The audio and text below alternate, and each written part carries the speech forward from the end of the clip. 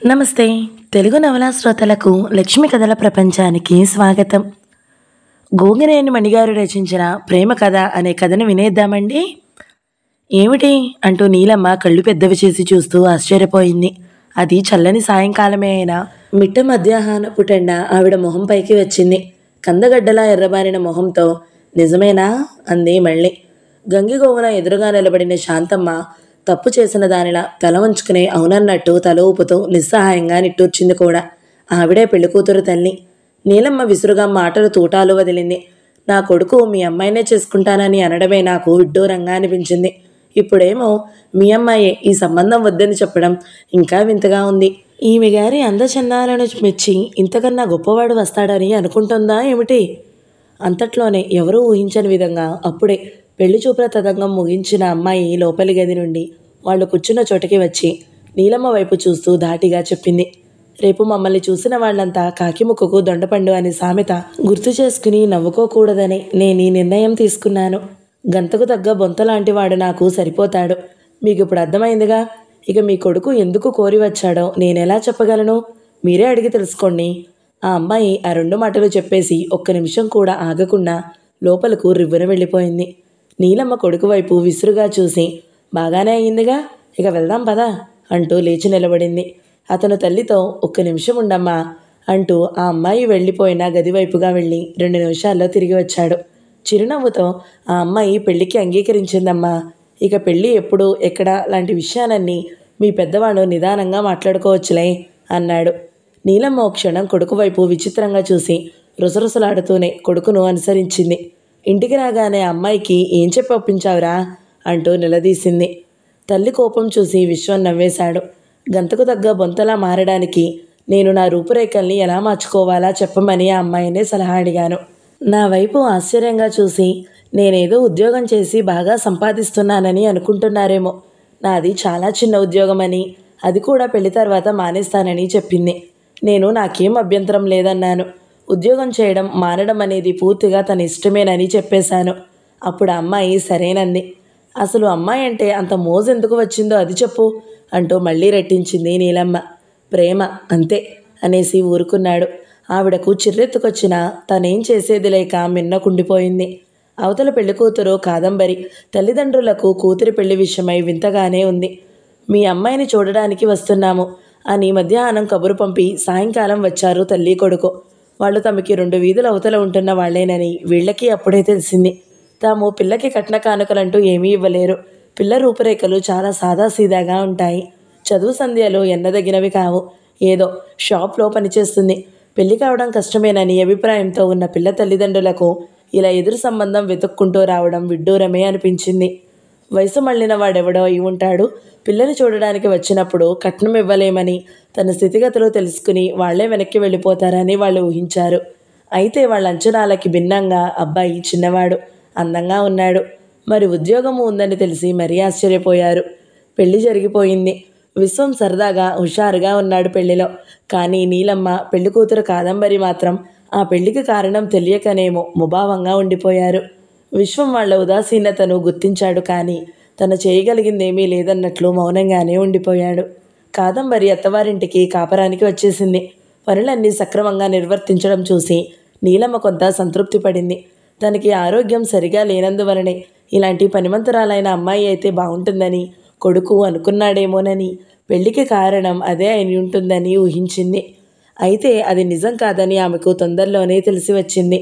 ఒకరోజు పెరట్లో నుండి నీళ్ల బిందెతో లోపలికి వస్తూ గడప తగిలి కాదంబరి బోర్లా పడిపోయింది. దాంతో బెడ్ రెస్ట్ తీసుకోవాల్సిన అవసరం ఏర్పడింది. ఏం చేయాలా, ఎవరిని సాయానికి పిలవాలా అని ఆలోచనలు చేస్తున్న నీలమ్మకు అంతా తను చేసుకోగలిగిన భరోసా ఇచ్చాడు విశ్వం. కానీ ఆవిడకు నమ్మకం కుదరక నీ వల్ల ఏమవుతుందిరా అంది. కానీ ఆ మరుసటి నాడు నుండి కొడుకు చేస్తున్న పనులు చూసి ఆవిడ విస్తురపోయింది. తెల్లవారుజామునే లేచి ఇంటి పనులు, తల్లి సలహాలతో వంట పనులు పూర్తి చేయడమే కాక కాదంబరికి చేయవలసిన పనులు చక్కగా చేసేస్తున్నాడు. ఒళ్ళు తుడవడం దగ్గర నుంచి భోజనం చేయడం వరకు కొడుకు చేయడం చూసి నీలమ్మ ఇలాంటి చాకరీ చేయాల్సి వచ్చిందేమిట్రా అంటూ నిట్టూరిస్తే, విశ్వం బాగుందమ్మా, రోజు మనల్ని కూర్చోబెట్టి అన్ని పనులు చక్కబెట్టే కాదంబరి కొన్నాళ్ళు మంచం మీద ఉండాల్సి వస్తే ఆ మాత్రం చేయడం కూడా గొప్పేనా అన్నాడు. ఆ సమాధానం నీలమ్మకే కాదు కాదంబరికి విచిత్రంగానే అనిపించింది. ఇప్పుడు ఇంట్లో వాళ్ళు ముగ్గురే కాకుండా ఇంకో చిన్నపిల్లాడు ఉన్నాడు. ఆ పిల్లాడి పనులన్నీ మంచం మీద నుండే కాదంబరి చెబుతుంటే విశ్వమే తల్లి సాయంతో చేసేస్తున్నాడు. ఆ మధ్య విశ్వం పిలుపుతో ఆ ఇంటి అల్లుడు కాంతారావు వీళ్ళింటికి వచ్చాడు. 5-6 ఏళ్ల క్రితం విశ్వం అక్కయ్య యాక్సిడెంట్లో చనిపోయింది. కాంతారావుకి మళ్ళీ పెళ్లి చేయాలని అతని పెద్దవాళ్ళు ప్రయత్నాలు చేస్తుంటే చాలా సంబంధాలు అతని 3 ఏళ్ల కొడుకుని చూసి వెనక్కిపోయాయట. ఆ విషయం తెలిసిన విశ్వం అతనిని ఓసారి పిల్లాన్ని తీసుకురమ్మని పిలవడం జరిగింది. అతను వచ్చిన రోజున నీలమ్మ ఎవరో దగ్గర బంధువులను పిలిచింది. ఆ పిల్లాడి పేరున వాళ్లకున్న పొలంలో ఎంత పెడతారు, పోషణ వివరాలు లాంటివన్నీ మాట్లాడుతుంది.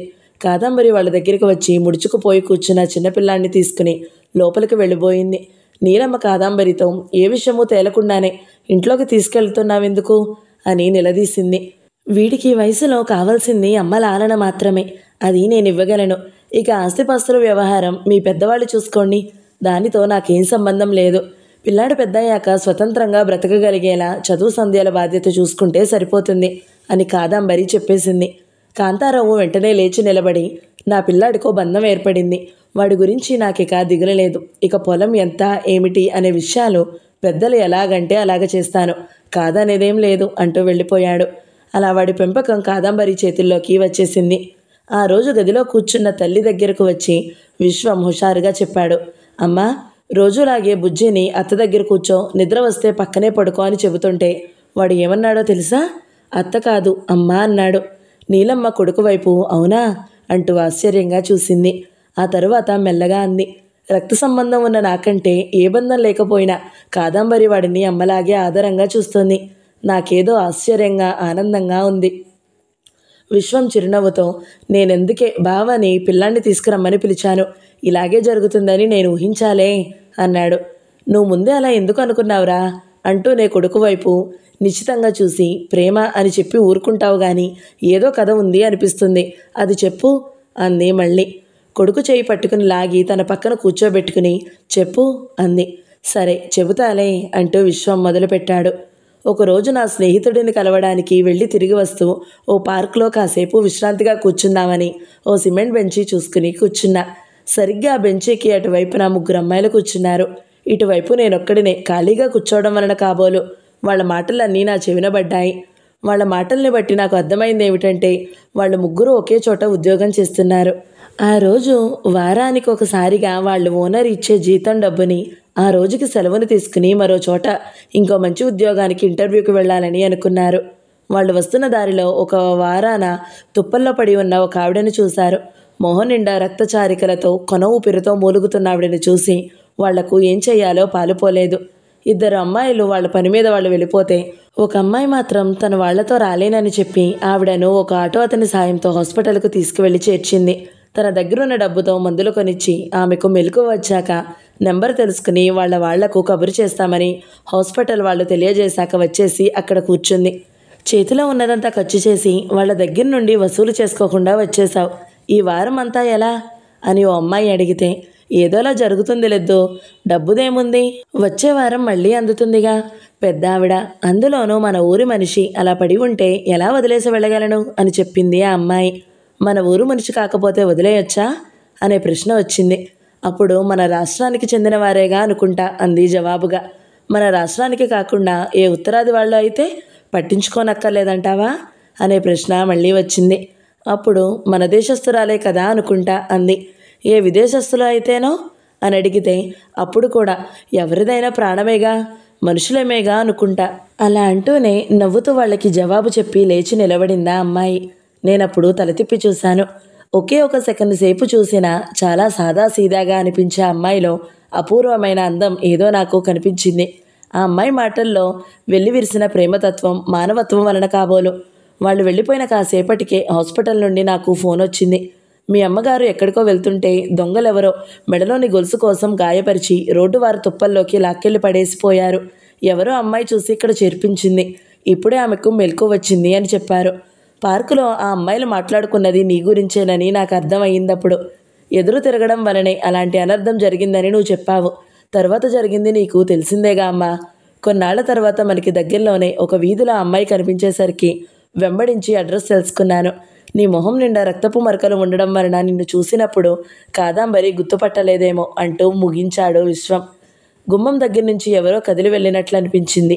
విశ్వం వెంటనే లేచి వెళ్ళాడు. కాదాంబరి మెల్లగా గోడ పట్టుకుని నడవడం చూసి, నువ్వు ఎందుకు లేచావు? కినుకుగా అడిగాడు. కాదాంబరి అతని వైపు కళ్ళు విప్పాచి చిరునవ్వుతో చూసింది. మొదటిసారిగా ఆమె మొహం నిండా పరుచుకున్న ఆనందాన్ని, వెలుగుని చూసి విశ్వం ఆశ్చర్యపోయాడు. కాదాంబరి మెల్లగా అంది, లేచాను కాబట్టే నాకు విషయం తెలిసింది. నాలోని ప్రేమతత్వాన్ని గుర్తించి గౌరవించిన మీలోని దైవత్వానికి తలవంచి నమస్కరిస్తున్నా అంటూ భావోద్వేగంతో విశ్వం చేతుల్లో ముఖం దాచుకుంది కాదాంబరి. నీతో కలిసి జీవితం పంచుకోవడం వల్ల నా జీవితం ఆనందంగా గడిచిపోతుందనే స్వార్థమే తప్ప ఇందులో నా గొప్పతనం ఏమీ లేదు అన్నాడు విశ్వం. కోడల్లోని అందాన్ని మొదటిసారిగా గమనించిన నీలమ్మ ఆనందంగా మనసులోనే వాళ్ళని ఆశీర్వదించింది. ఈ వీడియో మీకు నచ్చినట్లయితే లైక్ చేయండి, షేర్ చేయండి, మంచి కమెంట్ పెట్టండి. ఇలాంటి మరిన్ని వీడియోల కోసం మన ఛానల్ని సబ్స్క్రైబ్ చేసుకోండి. Thank you so much for watching. నమస్తే.